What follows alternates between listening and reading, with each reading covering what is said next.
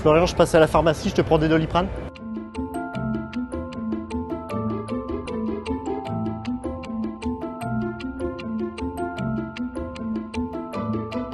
Bienvenue sur Automoto, on est ravis d'être de retour au Salon de Genève 5 ans après sa dernière édition. Entre-temps, la crise sanitaire a fait des dégâts auprès de ce type d'événement. Francfort n'y a pas survécu, remplacé depuis par Munich, tandis que le mondial de l'automobile de Paris est revenu en catimini il y a 2 ans. Espérons que Genève soit de retour pour de bon, parce qu'il reste l'un des chouchous des salons automobiles. Et pour la suite de la visite, c'est par ici.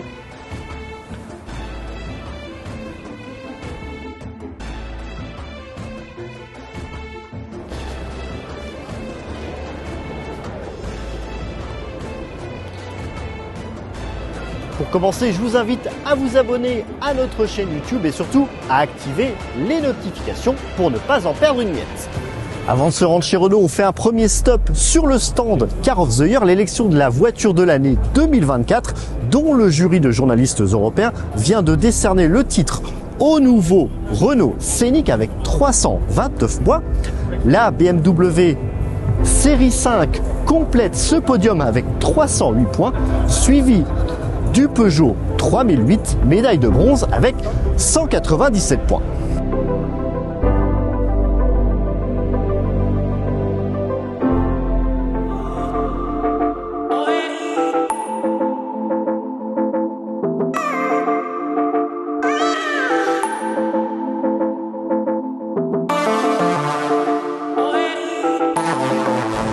À Genève cette année, la star française, c'est bien évidemment la Renault 5 électrique qui, comme vous le constatez, reste fidèle aux lignes du concept car présenté en 2021 et par conséquent aux détails stylistiques de la toute première Renault 5 apparue en 1972.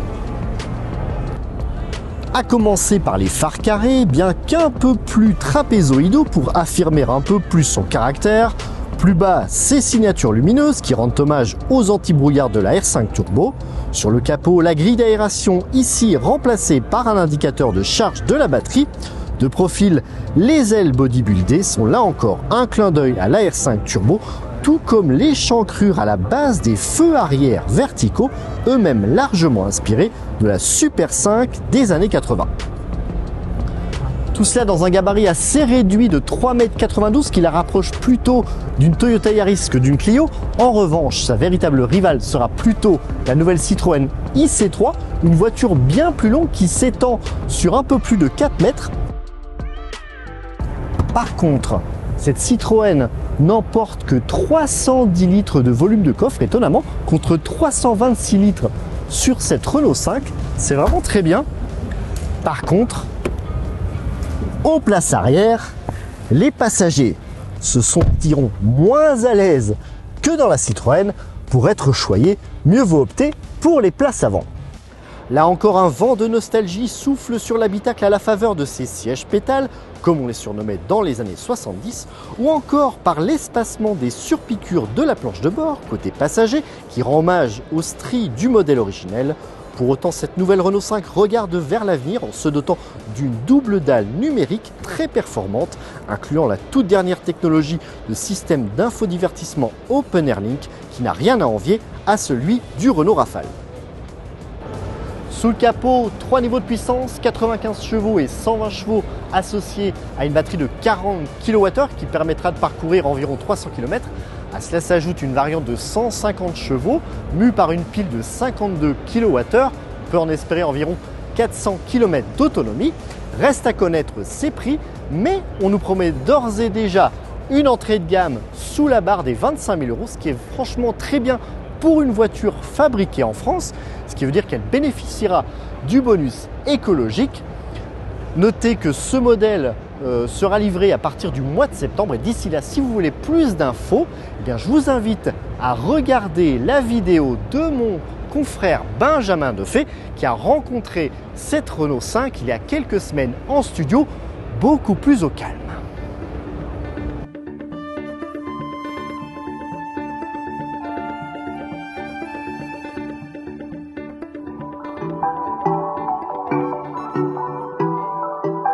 Dacia a mis les petits plats dans les grands au Salon de Genève en permettant au grand public de découvrir pour la première fois la toute nouvelle génération de Duster. Vous le connaissez déjà si vous suivez nos actualités.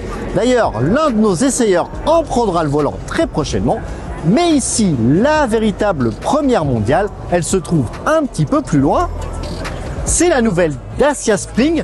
Alors autant au sein du groupe Renault, la R5 nous a fait très bonne impression, autant ce second opus de Spring nous laisse un peu circonspect.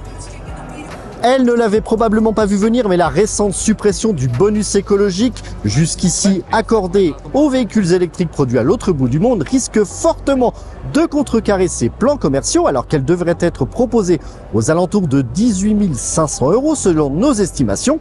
À titre de comparaison, l'IC3 de Citroën ne réclamera que 19 300 € via l'aide de l'État de 4 000 € et se montrera autrement plus polyvalente avec un moteur de 113 chevaux, une autonomie de 320 km, sans parler d'un habitacle plus spacieux grâce à son gabarit de 4 mètres de long. La nouvelle Spring ne boxe pas du tout dans la même catégorie en s'allongeant sur seulement 3,70 m. Son moteur ne proposera au mieux que 65 chevaux, tandis que sa batterie n'assurera qu'à peine plus de 220 km d'autonomie. On voit mal quels arguments elle pourrait mettre en avant, même face à la nouvelle Renault 5 qui ne réclamera qu'à peine plus de 2500 €, bonus déduit, pour un niveau de prestation largement supérieur.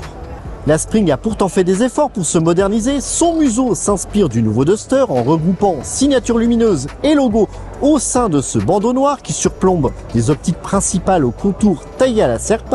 Le profil se muscle en adoptant un épaulement en forme de vague au niveau de la ceinture de caisse, tandis que la poupe voit également ses LED de jour en forme de Y reliées par un bandeau noir. Un gros effort de make-up pour compenser l'absence d'évolution du châssis, des moteurs et des batteries, en tout point similaire à la précédente génération. Pour faire illusion, il lui fallait revoir entièrement sa planche de bord. C'est chose faite avec cette planche de bord au dessin plus robuste, parsemée d'éléments géométriques très carrés. Saluons l'arrivée de deux dalles numériques, l'une de 7 pouces derrière le volant, l'autre tactile de 10,1 pouces, en option sur les premiers niveaux de finition. Si vous voulez en savoir plus sur cette nouvelle Spring, je vous invite à visionner la vidéo de Julien Azura qu'il a rencontré il y a quelques semaines en studio.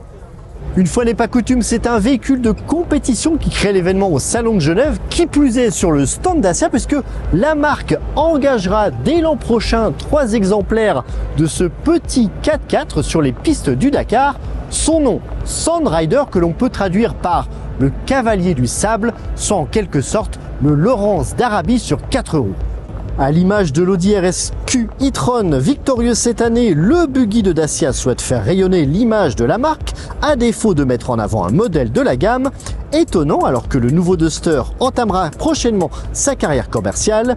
Les lignes du Sandrider s'inspirent plutôt du concept car manifesto de 2022 qui annonça les futures tendances stylistiques de Dacia. Mais contrairement à ce dernier, 100% électrique, il recourt à un V6 3 litres biturbo de 360 chevaux d'origine Nissan, non électrifié et donc peu en rapport avec les motorisations allouées à la gamme de véhicules particuliers. C'est regrettable alors que l'hybridation monte en cadence actuellement chez Dacia. Pour se faire pardonner, le Sandrider s'abreuvera exclusivement de carburant de synthèse. Alors par rapport à l'Audi RS-Q e-tron qui embarque une technologie hybride assez encombrante, eh bien le Sandrider se montre beaucoup plus compact, seulement 4,14 m de long, soit à peine plus qu'une Dacia Sandero. Il est en revanche beaucoup plus large et beaucoup plus haut pour franchir aisément les dunes, grâce notamment à son débattement de suspension de 350 mm, le maximum autorisé par la FIA. De son côté, l'habitacle a fait l'objet de nombreuses attentions pour améliorer le confort des équipages, avec notamment des sièges baquets antibactériens et régulant l'humidité, tandis que la température de l'habitacle sera limitée grâce à des pigments repoussant la chaleur directement intégrés au carbone du véhicule. Pour sa part, la planche de bord bénéficie d'éléments modulaires afin de permettre à chaque équipage d'aménager l'espace de travail à l'envie, tandis que la partie supérieure est recouverte d'une peinture anti-reflet pour améliorer la visibilité. Vous le savez, si vous suivez assidûment le Dakar, les crevaisons sont légion tout au long du parcours. C'est pour cette raison que les ingénieurs ont facilité l'accès aux routes de secours, ici même. Et puis pas d'excuse de perte des écrous dans le sable en raison de la présence de ces zones de dépose magnétiques. De quoi ravir les 3 pilotes de choix retenus pour la prochaine édition du Dakar, Cristina Guterres, Nasser Al-Attiyah et Sébastien Loeb, rien que ça. Alors après avoir visité les stands Renault et Dacia, vous espériez peut-être qu'on vous emmène chez Peugeot, chez Citroën ou chez DS. Pas de bol, les marques de Stellantis n'ont pas jugé utile de venir à Genève, tout comme Opel, Alfa Romeo, Lancia, bien que la marque ait besoin de communiquer sur la nouvelle Ypsilon, et ne comptez pas non plus sur les autres constructeurs européens. Volkswagen, tout le groupe Volkswagen n'est pas là, tout comme Mercedes, BMW, et puis c'est la même chose pour les constructeurs japonais, à l'exception d'Isuzu. Alors des défections qui font le bonheur, notamment des constructeurs chinois, et notamment MG, qui vient de dévoiler un modèle qui risque de faire très mal à la concurrence européenne. Et cette nouveauté, c'est la MG3, une citadine qui jusqu'à présent faisait défaut au catalogue du constructeur. Et on peut d'ores et déjà affirmer que les Renault Clio et autres Peugeot 208 tremblent à l'idée de son introduction sur le marché européen. Pour quelle raison? On pourrait le résumer ainsi. Hybride, 195 chevaux pour environ 20 000 €. La messe est quasiment dite. Et pourtant, à ce tarif, il n'est pas question d'hybridation au rabais puisque cette MG3 Hybride Plus combine un moteur électrique de 136 chevaux capable d'entraîner les roues jusqu'à 40 km/h à un bloc thermique de 102 chevaux préposé à la recharge de la batterie de 1,83 kWh lors de plus fortes sollicitations urbaines ou périurbaines. Un moteur essence qui prend essentiellement le relais à allure plus soutenue par le biais d'une transmission à 3 vitesses équivalente au dernier rapport d'un véhicule thermique conventionnel. En étant capable d'optimiser au mieux chaque typologie de trajet, ville, route, autoroute, comme on nous le promet, elle annonce d'ores et déjà une consommation moyenne très raisonnable de 4,4 litres au 100 en cours d'homologation, malgré son impressionnante cavalerie de 195 chevaux qui expédie le 0 à 100 en 8 secondes et passe surtout de 80 à 120 km/h en seulement 5 secondes, une efficience que la MG3 doit notamment à sa légèreté, 1285 kg, qui flatte son rapport poids-puissance, tandis que ses rejets de CO2 s'élèvent à seulement 100 grammes par kilomètre pour échapper au malus écologique. Alors le revers de la médaille, c'est son rapport habitabilité-encombrement puisqu'elle s'allonge sur 4,11 m, soit la longueur exacte d'une Skoda Fabia qui jusqu'à présent était la plus longue du segment B et capable d'embarquer 380 litres dans son coffre. Malheureusement, la MG3 n'offre que 293 litres, c'est moins que sur une Clio, pourtant plus courte, et ce probablement en raison de son encombrante technologie hybride.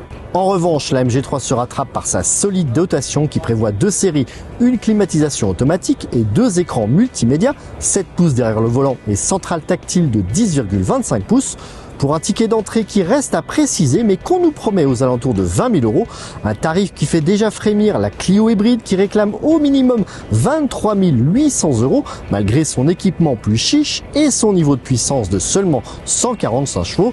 Difficile pour la française de rivaliser sachant que cette MG3 sera exclusivement assemblée en Chine par une main-d'œuvre meilleur marché.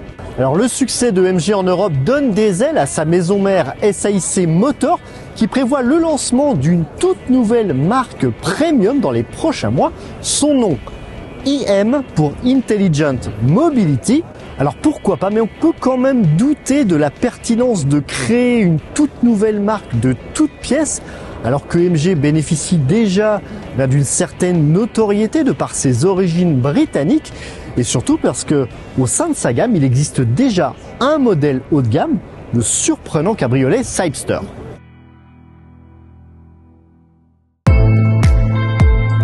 L'autre marque chinoise qui profite de l'absence des constructeurs historiques, c'est BYD. Alors cette marque ne vous dit peut-être pas grand-chose, pourtant elle propose déjà 5 modèles sur le marché français. mais je suis persuadé que vous en entendrez forcément parler dans les prochains mois puisque la marque n'a pas hésité à casser sa tirelire pour devenir sponsor officiel de l'Euro de football qui se déroulera en Allemagne au mois de juin. Une sacrée rampe de lancement pour soigner sa notoriété. Alors jusqu'à présent, BYD se focalisait exclusivement sur l'électrique, mais à Genève, il prouve qu'il s'intéresse aussi à l'hybridation, qui plus est rechargeable, en dévoilant sa nouvelle technologie Super DM, qui sera bientôt disponible sur le SUV Silju, avant de se propager sur quasiment l'ensemble de la gamme.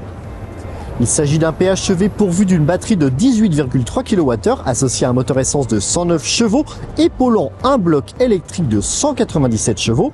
La barre des 110 km d'autonomie serait franchie selon BYD, de quoi faire rougir pas mal de concurrentes allemandes comme le Mercedes GLC.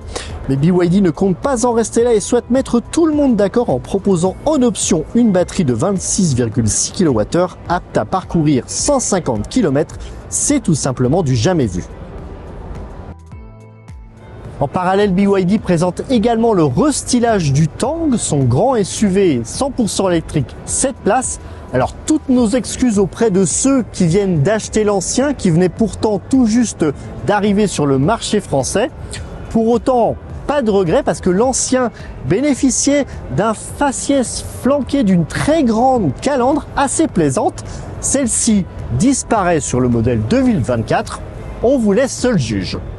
BYD profite également du salon de Genève pour promouvoir deux nouvelles marques au positionnement plus premium, à commencer par Denza qui dévoile le D9, une navette 100% électrique longue de 5,25 m et haute d'1,92 m qui séduira essentiellement les flottes d'hôtels de luxe, un marché de niche sur lequel le japonais Lexus a devancé son compatriote chinois sur le marché français avec un certain LM doté d'une hybridation probablement plus polyvalente, bien que le D9 promette plus de 500 km d'autonomie via une batterie de 103 kWh alimentant un bloc de 312 chevaux, voire 374 chevaux en transmission intégrale.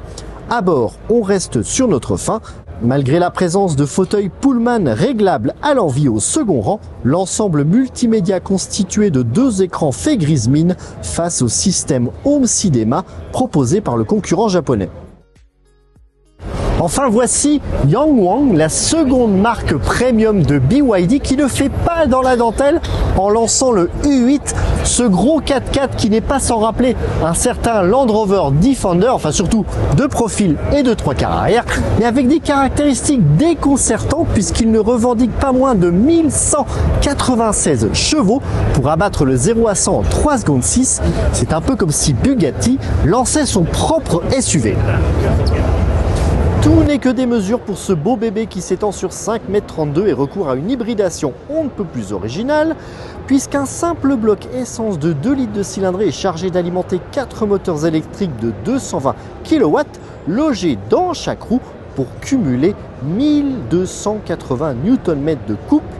Rechargeable, il est également capable de frôler les 180 km d'autonomie 100% électrique via une batterie de 49 kWh, soit quasiment la batterie de la nouvelle R5. Malheureusement, sa carrière pourrait être stoppée net en France puisqu'il frôle les 3,5 tonnes et donc nécessiterait l'obtention d'un permis spécial. C'est dommage parce qu'on aurait adoré voir évoluer le Yangwang U8 dans l'eau. Oui, vous m'avez bien entendu, le Yangwang U8 est capable de flotter et de voguer durant une trentaine de minutes simplement grâce à la force de ses roues.